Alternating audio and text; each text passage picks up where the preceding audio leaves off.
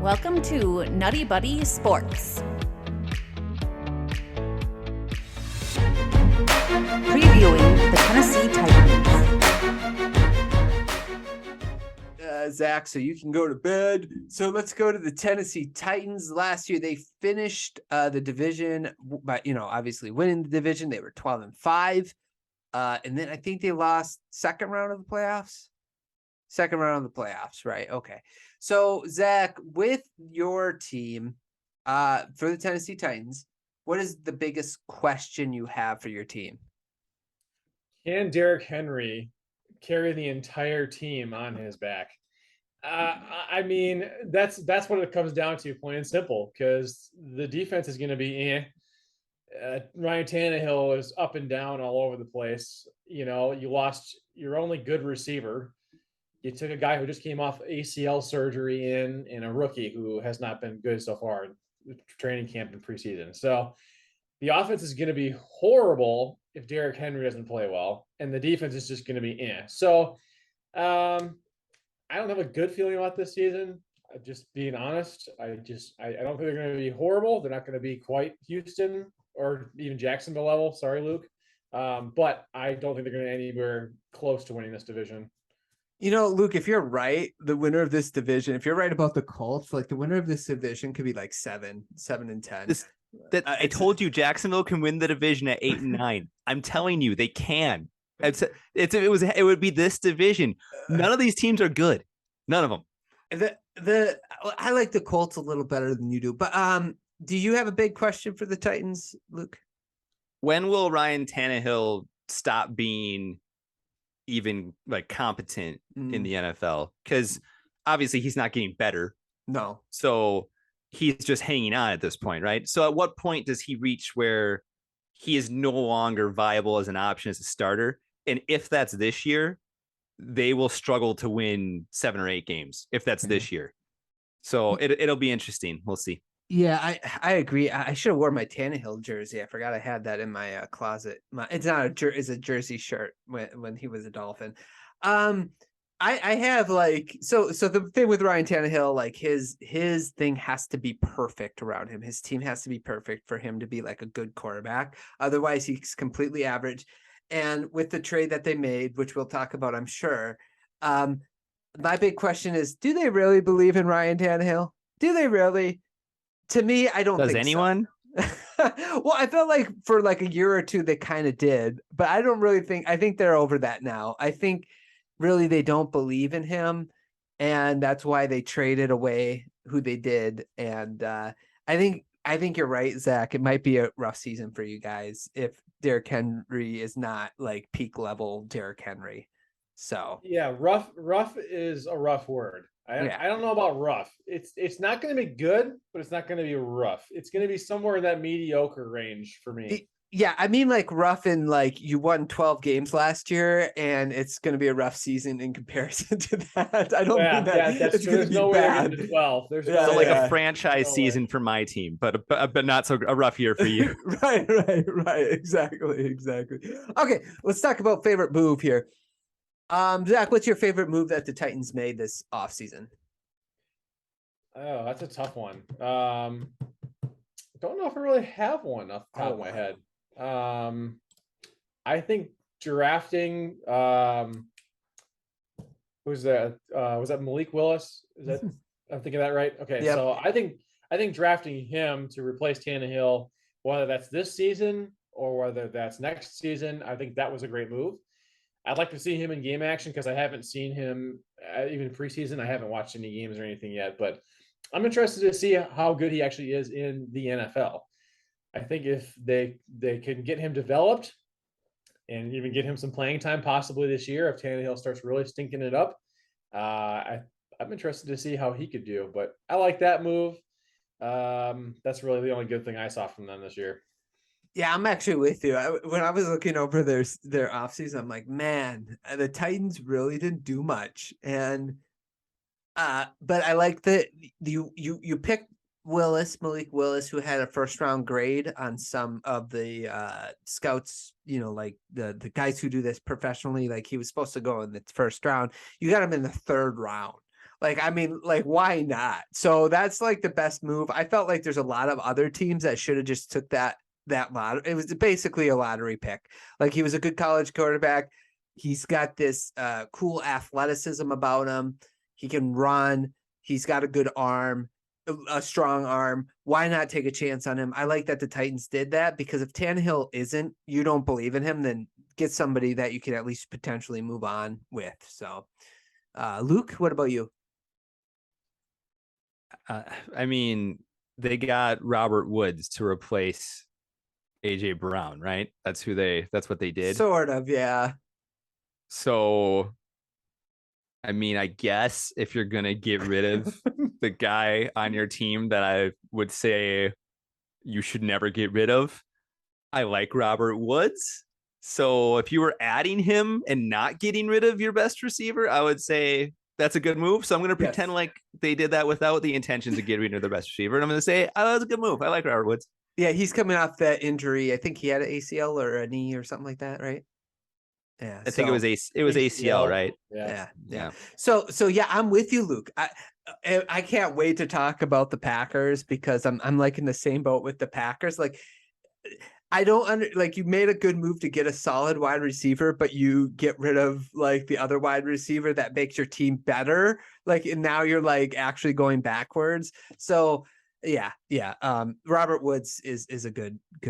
Yeah, go ahead, Zach. In the defense of the Titans, they did draft Treylon Burks, who was supposed to be about that. supposed to be ask of AJ Brown, but from what they're reporting, obviously it's a different story at the moment. Yeah, we'll talk about that. It's a pet peeve of mine that we'll talk about, actually.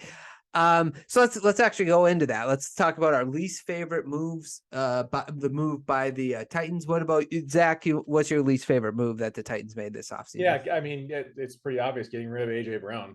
Whether that was his choice or whether that was their choice, he held a lot of status in that offense. And the only time Derrick Henry needed somebody to take some of the heat off of him. Because Derrick Henry can't do it all. I mean, he's pretty close to doing it all, but he can't do it all. It's just not possible. So, yeah, getting Robert Woods might help, but that's not anywhere near filling the gap of what's left from A.J. Brown leaving the team. Yeah. Luke? This is... I don't even, how do you're not going to win. You're not going to win. You know how you always talk about these teams are in no man's land? Mm-hmm. So, I don't know. The least favorite move, of course, they got rid of the best receiver. There's nothing, I don't know what else you say. They didn't do anything. I guess my least favorite thing is that they didn't make their team better. Right. With what they lost talent with, right? So if you are no longer paying, you're not going to pay your best offensive weapon outside of your running back. So your best passing threat, you're getting rid of, right? So then where did you replace that talent? Like, on your team? Did you get an awesome edge rusher that you're going to pay? Did you get a really good other weapon guy, something somewhere? And I don't know, right? So my least favorite thing is that they didn't replace that talent gap that's now just gone. It's like when I always relate things to my team, but it's like when you dropped Ramsey off of the team, you didn't replace him with talent elsewhere. We weren't going to pay him. Well, then who are you going to pay? Pay someone. I'm gonna do you one better. Even nothing annoys me with teams that are basically like a win now team. They're built in such a way that they're trying to win now, and what they do is they create a hole only to fill that hole with the same position. So I'm going to relate this to one of my teams, the Detroit Lions. The year they traded away Darius Slay, they had the second overall pick or the third, I can't remember, and they draft Jeff Okudah. Yeah, and it's about that. You were so mad about that. Well, it's so dumb. So you're like, okay, so we're getting rid of this all-pro quarterback, and we're cornerback, and we're going to draft a cornerback. If that corner is 80% as good as Slay, you'd be lucky. You'd be lucky. You know how hard it is to find those type of players in the NFL? So what do the Titans do? They're like, you know what? We're going to trade one of the best young wide receivers in the NFL. And you know what we're going to do? We're going to draft another young wide receiver. If that wide receiver is even 80% of A.J. Brown, you'd be lucky. Like, what are you doing? And not only that, on top of this, I was listening to a podcast, Zach, and they're like, right now, Phillips, the guy that they drafted, I think in the 5th round, or 4th or 5th round, he's a wide receiver. He is having a better offseason. He's better than their 1st round pick that they picked in replacement of AJ Brown. It's like, guys, this is not rocket science. What are we doing here? It's such a dumb move.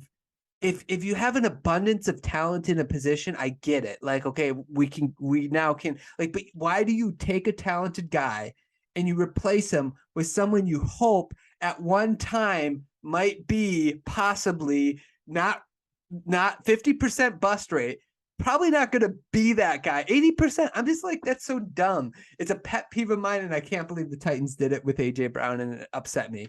You know, this is, I always try to think of the positive in this scenario. And I remember something similar happening. I'm not a Bengals fan, but last year when somebody's 1st round pick wide receiver was dropping passes in the preseason and everybody was all up in arms about it.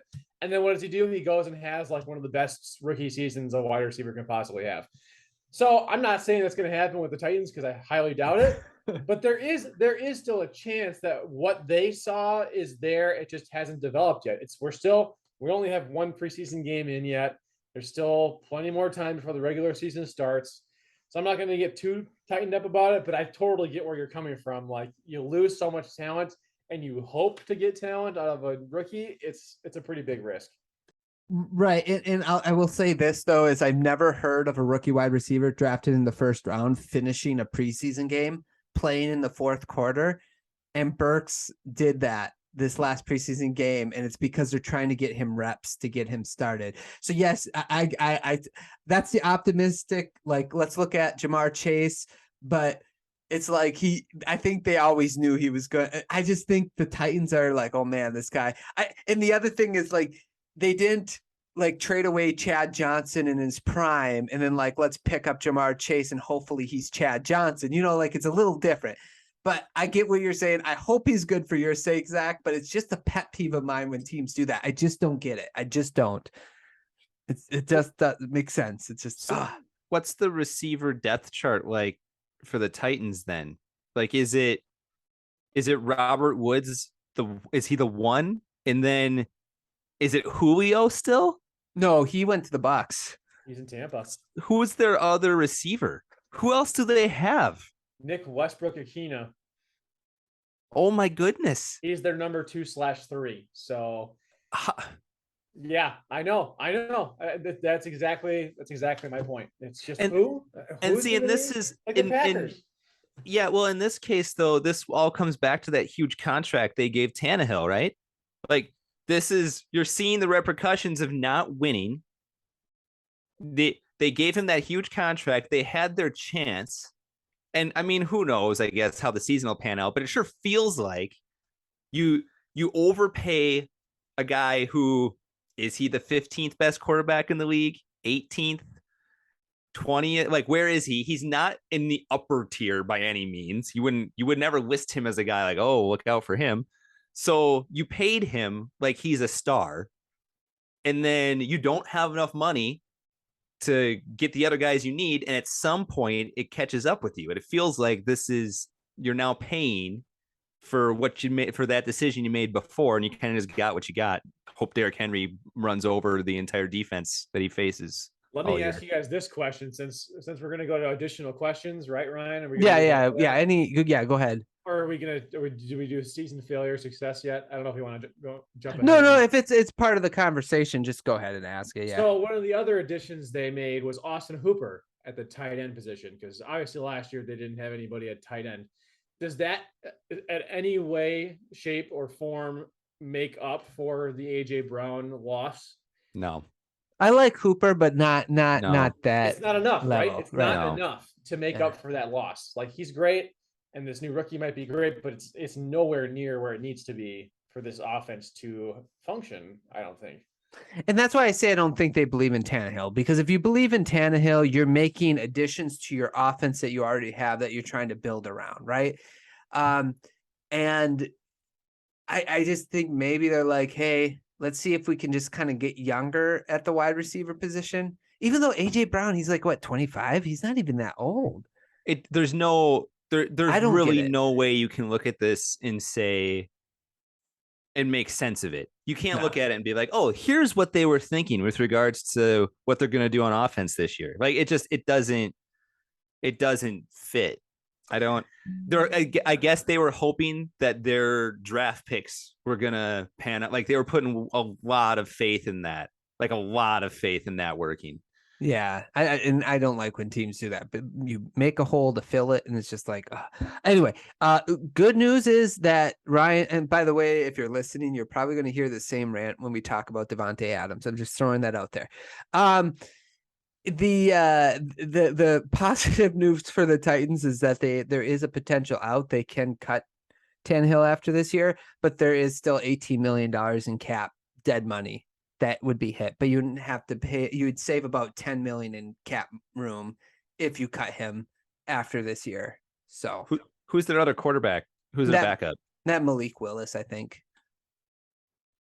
Okay, so no, that would just be like they're trying to Yeah, might as well. If you go 7 and like, I'm with you, Luke, though. Like at this point, if they go 7 and whatever this year, 8 and whatever, and they're like, let's get rid of Tannehill, throw Malik Willis in there, and then we can get the first round pick and get a really great quarterback to follow you. Might as well do that. Like, why not?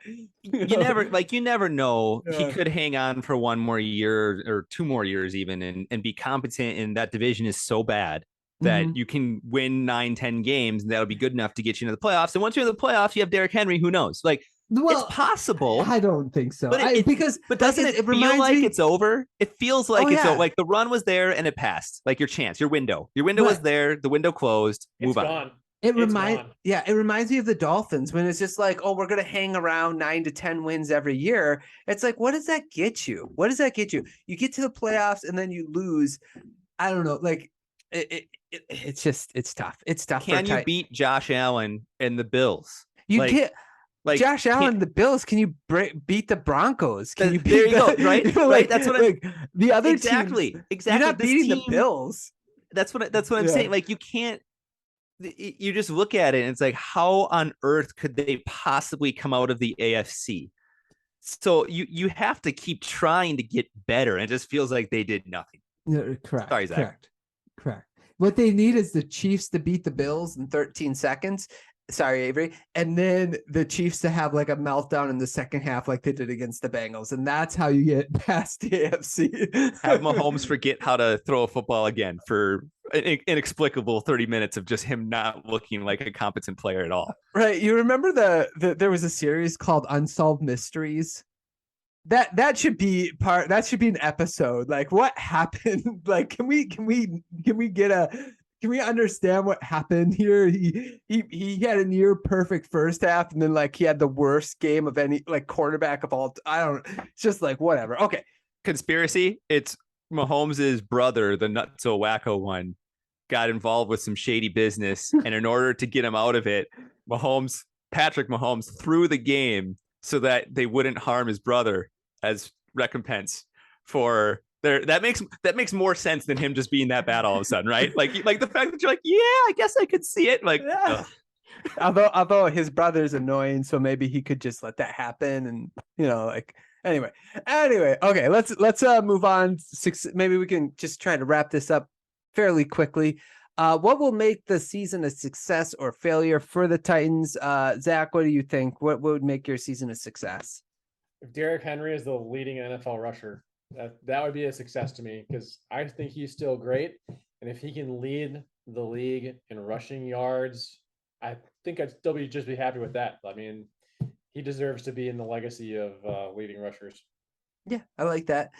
I'm going to go if a success, Malik Willis comes in week 6 and he's like, Russell Wilson-esque. like that 3rd round pick that nobody took a chance on. They took a chance on him, and then he's like, we got this future quarterback. That would be a really awesome season for the Titans, I think. What about you, Luke? Either they make it to like the AFC championship game, or they have a decent top 8-6 draft pick. Would be, you don't want to be in the middle. You don't want to be anywhere in between there. And that's kind of, you either need to go all out and be good somehow. Like, I don't think you can be anymore, but just somehow Henry is a beast, and Tannehill makes these new young kids look good, or you win 5 games. Like that's a success.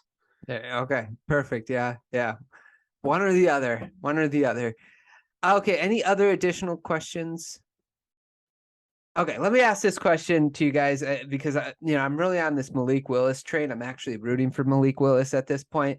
Over under week 8, do we see Malik Willis start? It'll be over that as long as there's not an injury. But Okay. to their, well, I mean, again, like the division is so bad. Yeah, that I think that works against them here. that's Because fair. they will look better than they actually are. I think they've already been doing that. I don't know how they've been winning in the playoffs, but they've been looking better overall, playing the Texans and the Jags for years now. And so I don't know. I just think that's to their own undoing. Like they're hurting themselves by leaving Tannehill in the starting situation. That's fair.